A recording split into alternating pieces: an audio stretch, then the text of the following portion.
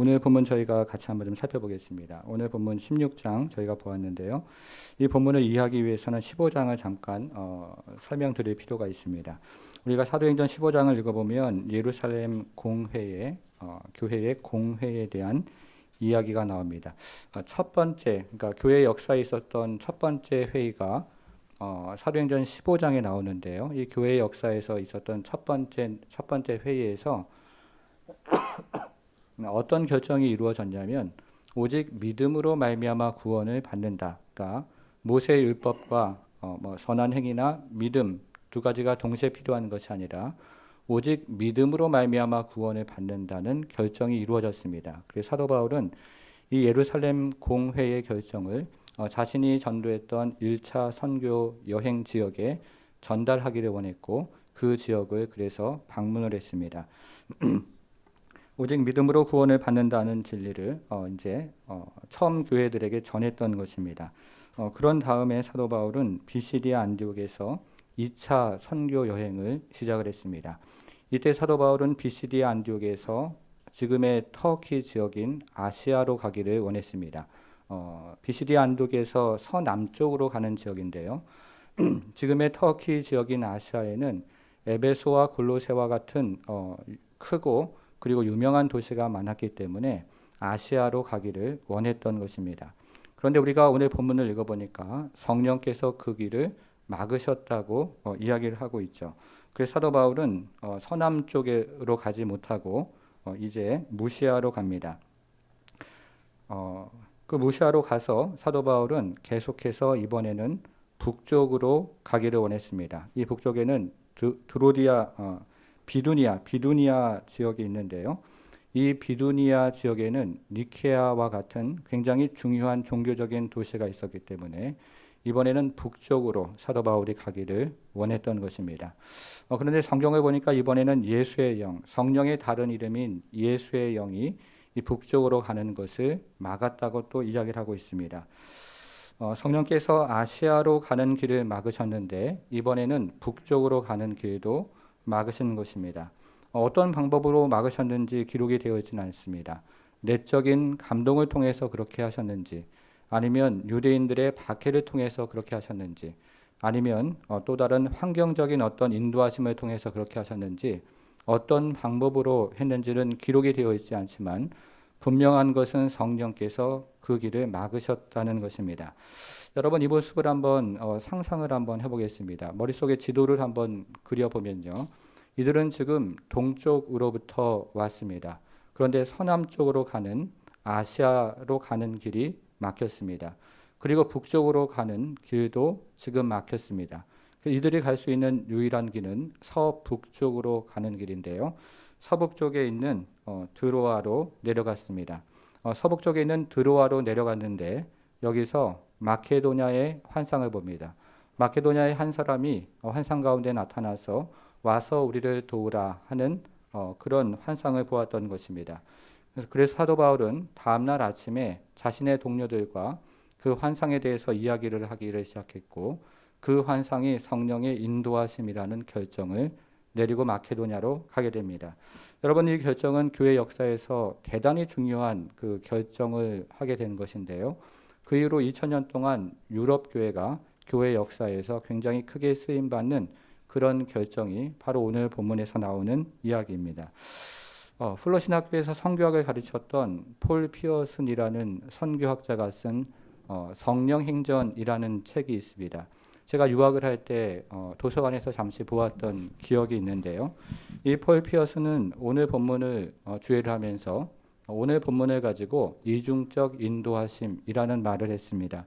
인도하심에는 두 가지 측면이 있는데 한편으로는 금지라는 측면이 있고 또 다른 한편으로는 허용이라는 측면이 있다는 것이죠. 사도 바울이 어떤 쪽으로 방향으로 가는 것은 금지가 되었고 그러나 다른 방향으로 가는 것이 허용이 되었습니다.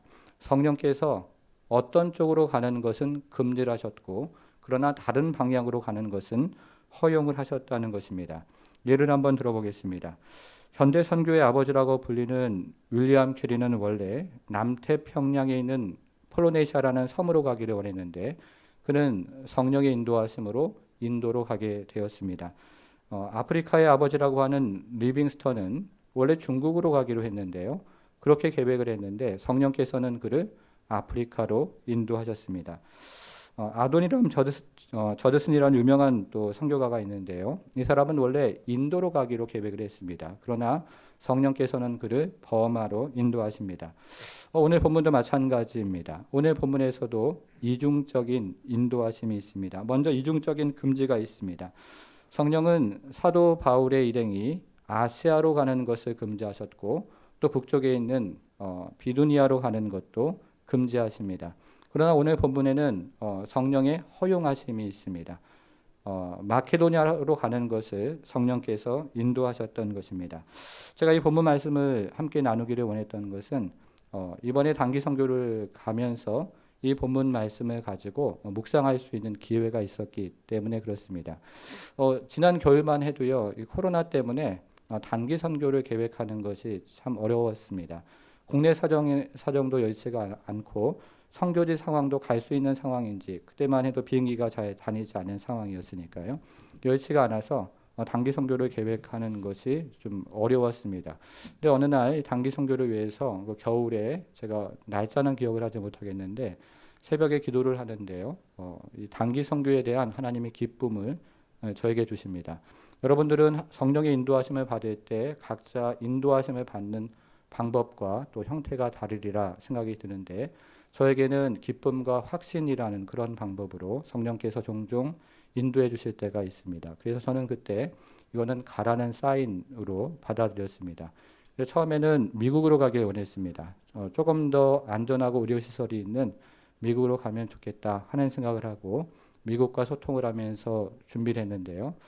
여러 가지 여건과 그리고 인도하심이라는 면에서 그것이 적절하지가 않았습니다. 그래서 그 다음에는 일본으로 가기를 계획을 했습니다. 일본은 옆에 있는 가까운 나라이고 또 비교적 안전한 나라이기 때문에 코로나 이후에 단기 선교지로 적절하다는 생각을 했습니다. 그래서 일본에 이바라키 현이라는 그 현에 우라와 복음교회가 있는데요. 거기서 심호하시는 고토 목사님이라는 분이 계십니다. 그분이 제 위임식 때도 와서 축하를 해주셨는데요. 이 교회에 단기 선교를 가본 경험이 있고 또 옆에 있는 안전한 나라이기 때문에 일본으로 가는 것이 적절하다 해서 일본으로 가는 계획을 세웠습니다. 일본으로 가는 계획을 계속 주고받고 있는데 그 교회에서 연락이 왔는데요. 지금 한국에서 그 당시만 해도 일본을 가려면 대사관에서 비자를 받아야 된다는 것이죠. 일본 나리타 공항으로 가는 비행기도 없거니와 또 비자를 받아야 된다고 해서 그 교회도 막히게 되었습니다. 그래서 인도네시아에서 사역을 하고 있는 이희열 선교사님이 한국에 들어오셨는데 이희열 선교사님과 연락을 하게 되었습니다.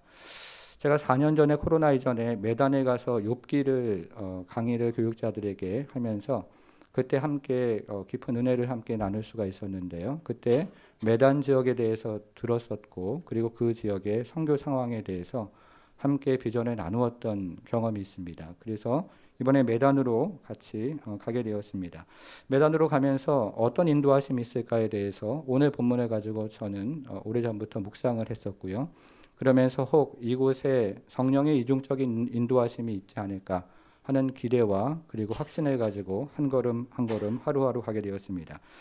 여러분 PPT로 저희가 다녀온 것을 다시 한번 좀 말씀을 드리면 인도네시아가 보이죠. 우리 장로님 잘 설명을 해주셨는데요.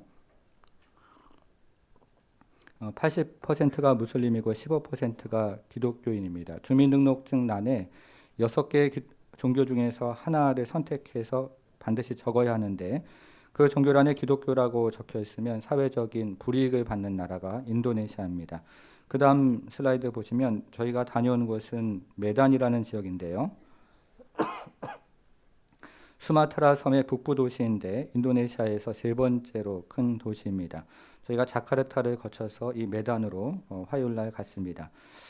그 다음 사진을 보시면 사전 준비 모임을 하는 모습인데요. 그 다음 슬라이드를 보시면 이렇게 지난 월요일에 출발해서 부산에서 출발해서 인천으로 가서 자카르타에 도착을 하니까 월요일날 한 저녁 8시 30분 정도에 도착을 했는데요. 거기 있는 그 이희열 선교사님 운영하시는 풀뿌리 선교센터를 이동을 해서 거기 하룻밤을 잤습니다. 그리고 화요일날 새벽에 5시 좀 넘어서 숙소에서 출발을 해서 자카르타 공항으로 이동을 해서 메단에 오전에 도착을 하게 되었습니다. 그 다음 보시면요. 장로님 소개하신 아이르 꺼밀리안 교회인데요. 우리말로 한 영광수 교회 정도로 번역이 되는 것 같아요. 이 교회는 작년에 65명 아이들이 25명 되는 교회입니다. 지금까지 저 예배당은 예배당이 아니고 유치원인데요. 유치원을 예배당으로 사용하다가 유치원 옆에 있는 땅을 사서 이번에 건물을 건축하게 되었습니다. 그 전거를 한번 보여주시겠어요? 네, 보시면 땅은 교회가 구입을 했고요. 건축비가 한 3,300만 원 정도 드는데 여러분들께서 언급하셨던 성경금에서 저희가 1,000만 원을 지원을 했습니다. 우리가 전부 지원해 주는 것이 아니고요. 그 교회가 대부분을 감당을 하고 그렇게 준비가 되어 있는 교회에 우리가 일부를 지원하면서 우리 교회가 마중물 역할을 했던 것입니다. 그래서 매년 매단에 있는 한두 교회를 선정을 해서 이런 식으로 도울 것입니다. 자, 그 다음 사진을 보시면 그 교회의 담임 목회자 가정입니다. 인도네시아는 두 분이 아내분도 대부분이 목회자인데요. 네, 남편도 목사고 아내도 목사고 이렇게 사역을 하는데 저 목사님 성함은 로마 시온베 목사인데요. 저 사모님은 굉장히 찬양을 잘하세요. 가서 저희가 많은 은혜를 받았습니다. 그 다음 슬라이드를 보시면 이것이 기공 예배, 예배를 교회 안에서 유치원 안에서 드리는 예배입니다. 보시면 굉장히 좀 조용하고 차분하게 예배를 드리는 것 같지만 예배 때 굉장히 많은 은혜가 있었습니다. 몇십 명 아멘 소리가 몇백 명 아멘하는 것보다 더 큰 것 같고요. 찬양이 참으로 은혜 가운데 또 진행이 되고 제가 예배를 드리면서 성도들의 마음이 참 많이 열려 있고 준비가 된 교회다라는 생각을 하게 되었습니다. 자, 그 다음 보시면 기공식 사진인데요. 이렇게 나무로 이렇게 테두리를 해놓은 것이 교회의 터입니다. 먼저 한국에서 온 사람들이 기둥이 들어갈 자리에 돌을 넣고 시멘트를 한 삽씩 떠서 넣었습니다. 그리고 현지 성도들이 돌을 넣고 시멘트를 한 삽씩 떠서 넣었는데요. 한 사람 한 사람이 이제 전집 분들이요. 돌을 넣을 때마다 이제 기도처럼 이런 교회가 되기를 원합니다. 이렇게 얘기를 하면 주변에 있는 교회 성도들이 다 또 아멘 하면서 참 은혜로운 기공식을 저희가 가졌습니다. 자, 그다음 사진을 보시면 이제 그날 저녁에 화요일날 저녁이죠. 화요일날 저녁에 선바카타 교회라는 교회. 이 교회는 이제 거기에서 이제 중심이 되는 교회인데요. 제가 지난번에 4년 전에 메단을 갔을 때에도 이 교회에서 욥기를 강의를 하고 그 교회가 그 지역에 좀 중심이 되는 노회장 교회입니다. 좀 굉장히 화려하죠. 예, 뭐 이렇게 꽃들도 많고요. 또 불빛도 그래서 제가 어제 저희 아이한테 저 사진을 보여주면서 약간 아빠 교주 같지 않냐고 이제 그렇게 얘기를 했었는데요. 약간 좀 화려합니다. 좀 화려하는데 거기서 한 그 성도들 200명 정도가 모여가지고 일일 부흥회를 했습니다. 일일 부흥회를 했는데 성도들 가운데 참 많은 은혜가 또 있었고요. 그러면서 여러 가지 다양한 순서가 있었는데 남성 중창, 여성 암송, 아이 암송 뭐 이렇게 다양한 순서를 했는데 제가 나중에 얘기를 들어보니까 코로나 이후에 첫 번째 그 함께 모여서 하는 부흥회였다. 이런 이야기를 제가 들었습니다. 정말 인도네시아 교회가 살아있고 또 찬양이 뜨거운 그런 교회다 하는 것을 다시 한번 또 느꼈습니다. 그 다음날 아침에 보시면 이제 목회자 세미나를 하는 것인데요. 현장에 한 100여 명 정도의 목회자가 참석을 했습니다. 그리고 줌으로 연결을 해서 자카르타, 중부자바, 동부자바, 칼리만탄, 수마트라 섬의 여러 도시, 심지어는 홍콩에 있는 그 교육자들까지 연결을 해서 들어와서 함께 강의하고 또 함께 듣고 또 질문도 하는 그런 시간을 가졌습니다. 4년 전에는 제가 욥기를 가지고 그때는 이제 줌이 없었으니까요. 줌을 사용하지 않았으니까 그 현장에서 한 50명, 60명 정도 모여서 한 3일 동안 강의하고 저녁 때는 이제 집회를 인도하고 그랬었는데 이번에 더 많은 분들이 오셔가지고 한 100여 분 정도, 저분들은 다 목회자거든요. 목회자분들이 오셔가지고 같이 또 사도행전을 가지고 함께 나누었는데 한국교회 생각을 해보면 지금 한국교회에서는 그 100여 명 정도가 모이는 세미나가 진행이 되지 않거든요. 교육자들 말이죠. 인도네시아에서는 저렇게 100여 명 정도 이상 모여가지고 또 여러 도시와 연결을 해서 하는 것을 보면 인도네시아 교회 분위기가 어떠한가 하는 것을 우리가 잘 좀 감지를 할 수 있을 것 같습니다. 인도네시아 교회는 지금 부흥하는 교회고 또 앞으로 세계 선교를 감당하는 교회가 되겠다 하는 생각을 저는 하게 되었습니다. 또 그날 오후에 다음 슬라이드를 보시면 그곳에 있는 현지 목사님 들에게 그곳의 메단 지역의 특별히 기독교 역사와 현재 상황을 소개받았는데요. 이 장로님 말씀하신 것처럼 메단 지역에 이제 기독교가 부흥을 하니까 무슬림들이 이 메단을 집중해서 공략을 하면서 무슬림들의 색깔이 녹색이라고 그러더라고요. 그래서 녹색 지역으로 변화시키려고 지금 가장 애를 쓰고 있는 인도네시아의 도시라는 얘기를 들었습니다. 근데 이것보다 더 큰 문제는 교회 안에 있는 혼합주의였습니다. 이 메단 지역은 로맨슨 선교사가 158년 전에 복음을 전했는데요. 그래서 그 교단이 인도네시아에서 가장 큰 200만 명이 모이는 교단이 되었는데 교회 안에 많은 교회가 전통 교회와 혼합이 돼서 혼합주의가 되어 간다는 이야기를 들었습니다. 다음 사진 한번 보시면요. 이런 모습도 있고요. 그 다음 사진을 보시면 여러분 사진 한번 보셔요. 지금 이게 예배 드리는 장면인데요. 어떤 교회에서 메단에 있는 어떤 교회에서 예배를 드리는 모습인데 예배를 드리면서 조상신에게도 같이 예배를 드리고 하나님께도 예배를 드리고 그런 혼합주의가 이 메단 안에 있는 교회 안에서 있다 하는 이야기를 실감나게 들었습니다. 메단의 그리스도인들이 명목상의 그리스도인들이 많다 하는 이야기를 들었습니다. 그러니까 메단이라는 지역에 안팎의 어려움이 있는데요. 한편으로는 외부에서는 무슬림들의 공격이 있고 그리고 내부에서는 저렇게 혼합주의의 어려움이 있다는 것입니다. 그래서 지금 굉장히 중요한 사역이 말씀 사역인데 이시열 선교사님이 풀뿌리 선교회를 통해서 이 말씀 사역을 메단 지역과 또 인도네시아에서 굉장히 귀하게 진행을 하고 있습니다. 자, 그 다음 사진을 보시면 목요일날 오전에 저희가 방문했던 그 썸바카타 교회, 집회를 했던 교회에서 운영하는 학교입니다. 저희가 고등학교도 방문을 했고 그 다음에 유치원, 초등학교도 방문을 했는데요. 이 무슬림 나라에서 아이들을 거룩한 홀리 키즈로 세워가는 것이 결코 쉽지가 않은데 손해를 봐야 되고요. 그리고 여러 가지 어려움을 감수를 해야 되는데 그런 비전을 가지고 이 교회에서 사역을 하고 또 열정과 애정을 가지고 사역하는 것을 볼 때 오히려 저희에게 많은 또 도전이 되고 도움이 되었습니다. 자, 그리고 그 다음 슬라이드를 보시면 이제 저거는 침례교 신학교입니다. 지금까지 280명의 교육자를 배출했다고 하는데요. 지금은 학부생 36명 그리고 대학원생 30명 정도가 지금 이 신학교에서 공부를 하고 있습니다. 저희가 사진에는 없지만 그 위에 있는 기숙사에 한번 가봤거든요. 근데 굉장히 열악해요. 선풍기도 안에 들어가 보지는 못했지만 없는 것 같고 에어컨도 없는데 얼마나 덥습니까? 그런데 그곳에서 또 성경을 배우기 위해서 정말 애쓰고 수고하는 그런 모습을 볼 수가 있었습니다.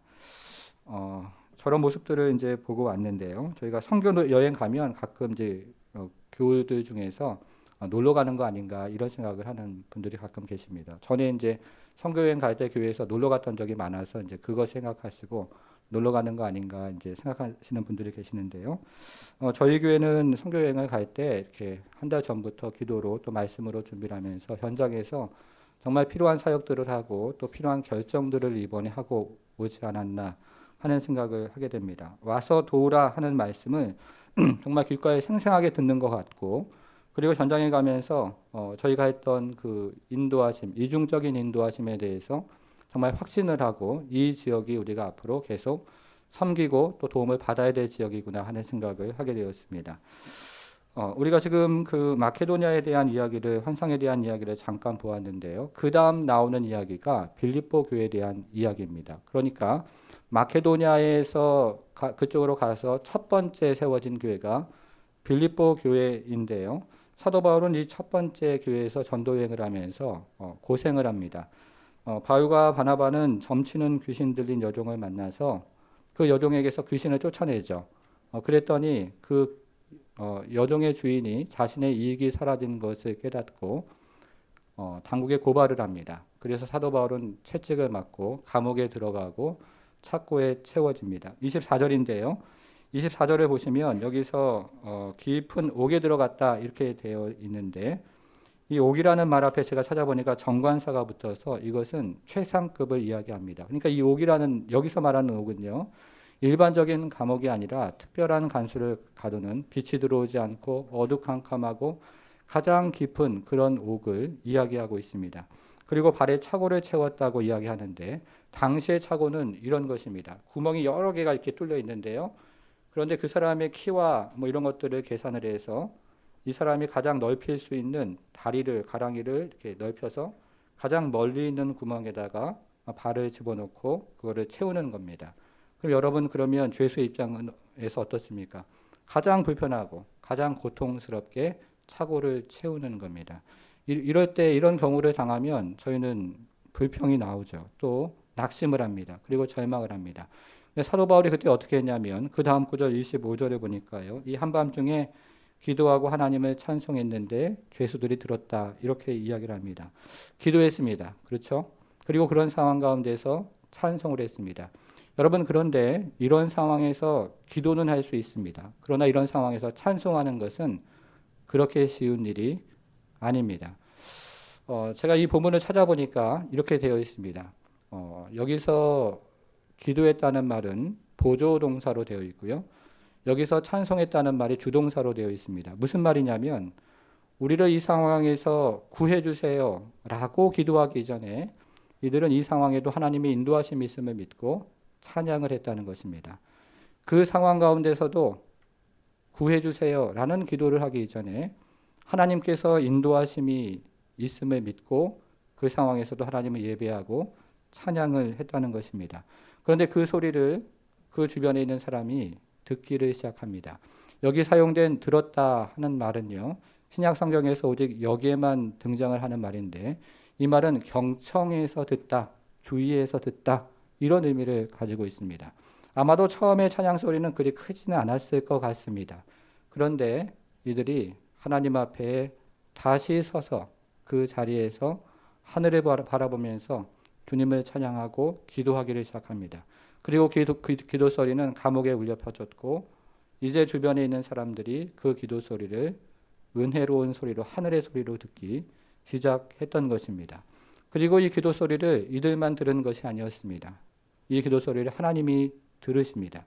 그리고 하나님은 이 기도 소리를 들으시고 그들이 갇혀 있는 그 옥의 털을 흔드시고 옥문이 열리는 기적을 이들이 경험을 합니다. 성도 여러분, 우리에게 이런 은혜가 필요한 시대를 저는 정말로 살아가고 있다고 생각을 합니다. 네슬린 뉴비긴이라는 영국 선교사가 있습니다. 이 선교사는 영국에서 40년을 사역을 하고 그리고 영국으로 돌아와서 영국 버밍햄에 있는 셀리옥이라고 하는 대학교에서 학생들을 가르치기를 시작했습니다. 근데 이 선교사가 40년을 선교지에서 사역을 하고 영국에 돌아와서 생활하면서 느끼는 것이 있었는데 그것이 무엇이냐면 인도라는 선교지보다 영국이라는 이 나라가 원래 기독교 나라였는데 이 기독교 나라가 더 선교지가 되었구나 하는 생각을 하게 되었습니다. 그래서 네슬리 뉴비긴이 이런 이야기를 했는데요. 화면을 한번 보시면 이곳에는 복음에 대한 반대보다 더 마주대하기 힘든 복음에 대한 멸시가 있습니다. 라는 말을 했습니다.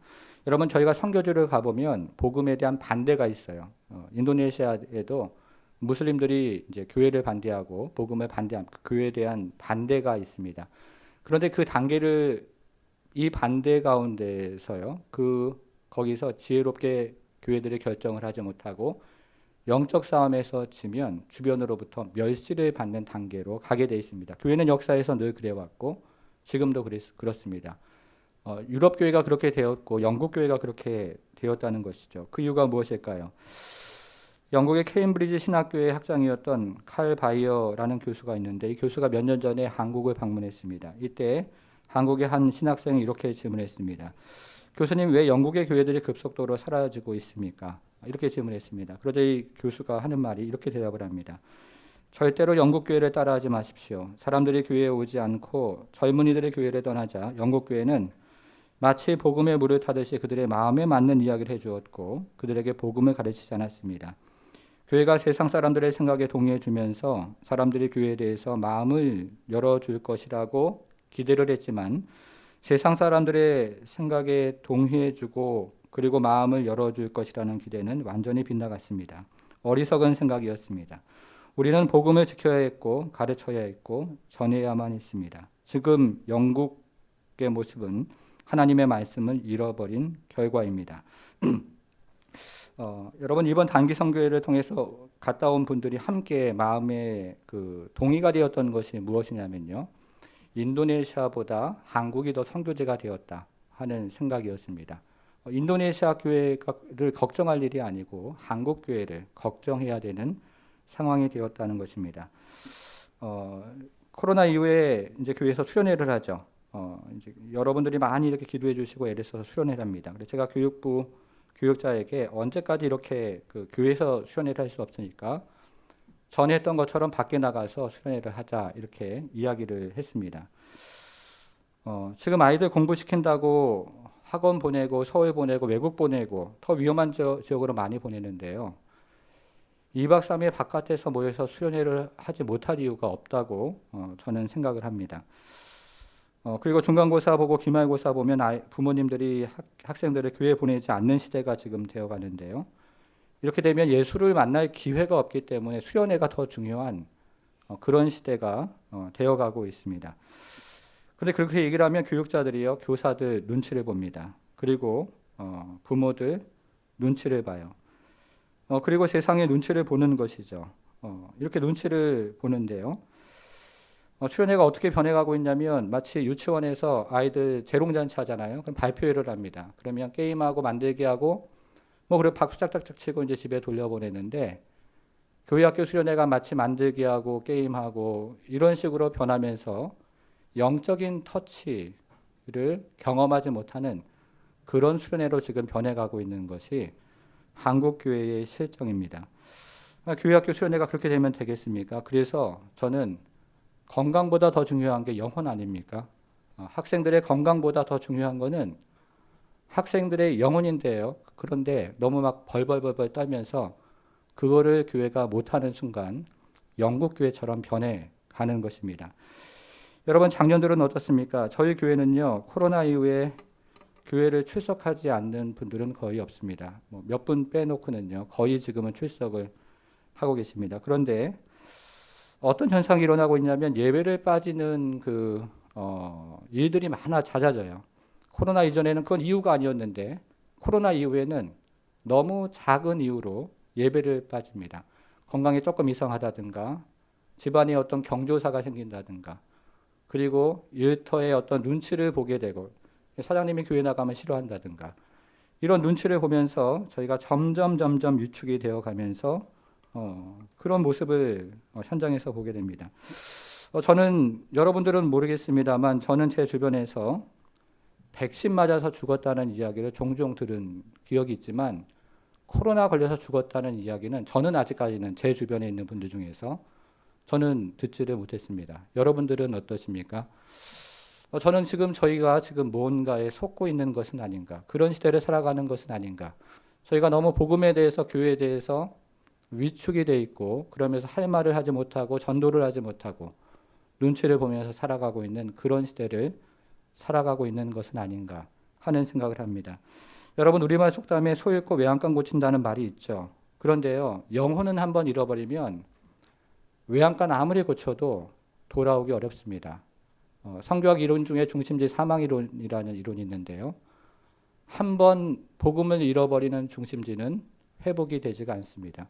에베소 교회, 골로새 교회, 지금 터키 지역이 그랬고 유럽 지역이 그렇습니다.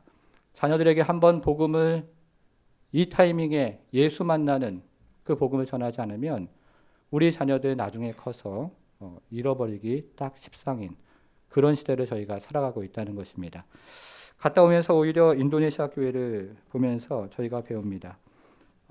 이 메단이라는 이 지역은 저희가 이시열 선교사님이랑 같이 동행을 했는데요. 이열 선교사님이 네트워크가 굉장히 많으세요. 그래서 부산에서 지금 선교가는 그 교회는 저희 교회밖에 없다고 합니다. 그런데 제가 매단에 가서 보니까 저희가 이제 그 숙소에 가서 거기서 한 3, 4일을 지냈는데요. 그 숙소에 가서 보니까 단기 선교로 온 교회를 저는 적어도 2교회를 보았습니다. 한 교회는 검단에서 왔는데 오면서 이제 조금 이제 이야기가 돼서 이제 물어보니까요. 7살 먹은 아이부터 60세 되시는 어른까지 27명이 왔다는 이야기를 들었습니다. 오늘날에도 할 일은 하는 거죠. 복음을 전하고 선교를 하고 그리고 수련회하고 할 일을 왜 못합니까? 할 일을 해야 됩니다. 저희는 지금 어떤 시대보다 영적으로 어려운 시대를 살아가고 있고 그러므로 영적인 싸움을 치열하게 하고 있는 그런 시대를 살아가고 있습니다. 세계 선교의 역사를 보면서 그리고 교회 역사를 보면서 저희는 반면교사로 삼아야 되고 지금 영적인 싸움에서 우리가 물러서고 또 물러서면 우리 자녀들은 설 곳이 없는 그런 시대가 되어갈 것입니다. 저는 함께 저와 여러분이 이 영적인 싸움을 해야 되는 시대를 살아가면서 정말 영적인 싸움에서 물러서지 않고 한 걸음 한 걸음 전진하면서 우리가 다시 한번 영적으로 살아나고 우리 자녀들이 영적으로 살아나는 그런 은혜로운 성도 또 은혜로운 교회가 되기를 주님의 이름으로 축원합니다. 기도하겠습니다. 이번에 인도네시아 메단을 다녀왔는데요. 1년에 한두 교회를 메단의 지역에서 개척하려고 지금 계획을 하고 있습니다. 메단이라는 말은 인도네시아 말로 전쟁터입니다. 우리가 이제 전쟁터에 발을 들여놓은 거예요. 선교제 전쟁터에 정말로 발을 들여놨습니다. 그곳에는 무슬림들과 싸워야 되고 또 혼합주의와 싸워야 되고 그런데 한가하게 뭔가 이렇게 옆에를 바라볼 시간도 없고 그래서도 안 되고 우리가 살고 있는 땅도 저는 메단입니다. 영적인 전쟁터입니다. 우리가 이 땅에서 살아가면서 정말 이 전쟁터인 것들을 깨닫고 어쩌면 우리에게 주신 마지막 기회라는 사실을 우리가 인식하고 주님 앞에 나아가서 싸워야 합니다. 우리 자녀들 믿음으로 살 수 있도록 싸워야 하고 우리가 복음을 우리 교회가 믿음을 가지고 살아갈 수 있도록 여러분 너무 사람들 사정과 어떤 인간적인 어떤 상황에 맞추지 마십시오. 그것이 하나님 앞에 어쩌면 하나님의 뜻을 저버리고 잃어버리고 우리가 하나님 중심이 아니라 사람 중심으로 가는 그런 길이 될 수도 있는 것입니다. 이 시간에 우리가 다시 한번 메단 지역을 위해서 기도하면서 그 교회들이 거기 있는 교회들이 영적인 싸움에서 승리하는 교회가 되고 우리 교회가 이 땅에 있는 교회가 영적인 전쟁에서 승리하는 교회가 되게 하여 주옵소서 하는 이 마음 가지고 잠시 기도하며 나아가겠습니다. 기도하겠습니다.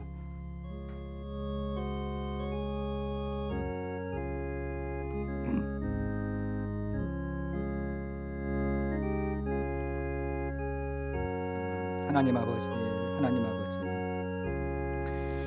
주의 은혜로 주의 도우심으로 주 앞에 하나님 아버지 나옴으로 하나님 아버지 성령의 역사하심으로 우리가 함께 하나님 기도하며 또 전쟁터에 나가는 마음으로 하나님 앞에 나아갑니다. 주여 우리를 영적으로 새롭게 하시고 영적인 부흥과 각성을 우리에게 도락하시며 우리에게 주시는 이 성령의 하나님 아버지 인도하심을 쫓아 우리가 한 걸음 한 걸음 주 앞에 나아가는 역사가 있도록 우리 하나님 은혜 베풀어 주옵소서. 하나님 아버지 사람의 필요와 사람의 하나님 생각과 사람의 하나님 아버지 또 것에 맞추어 우리의 삶을 하나님 아버지 따라가지 않도록 주님 도와주시고 주님의 하나님 도우심과 주님의 인도하심과 주님의 역사에 맞추어 하나님 아버지 나아가게 하셔서 하나님 아버지 주 앞에 나아가는 생명의 역사가 우리 가운데 있도록 영적인 하나님 아버지 싸움에서 승리하는 역사가 있도록 하나님 도와주시고 하나님 아버지 그래서 이 시대가 참으로 하나님 험하고 어두운 시대를 살아가는데 주께서 우리를 하나님 아버지 인도하시고 역사하셔서 이 어두운 시대 가운데 우리가 생명의 은혜, 생명의 역사, 생명의 하나님 아버지 복음을 가지고 살아갈 수 있도록 주님 도우셔서 하나님 아버지 우리는 이제 영적인 전쟁터에서 이 싸움을 싸워가고 승리하며 나아가는 역사가 있도록 하나님께서 함께해 주옵소서.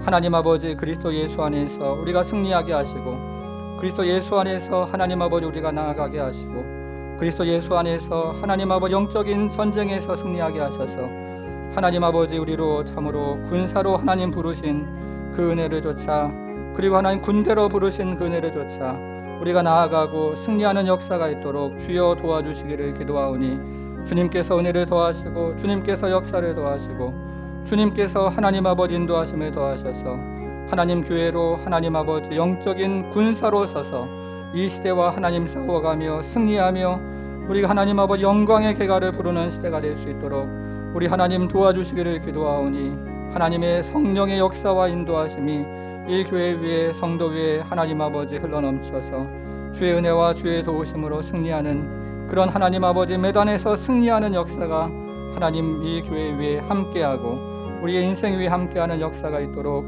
하나님께서 함께해 주옵소서. 주여 역사해 주옵소서. 하나님 아버지 지난 한 주간 동안 우리 교회를 또 선교팀을 또 매단 지역에 있는 교회들을 지켜 보호하여 주신 것을 참으로 감사합니다. 하나님 아버지 매단이라는 말처럼 우리는 영적인 전쟁터로 들어갑니다.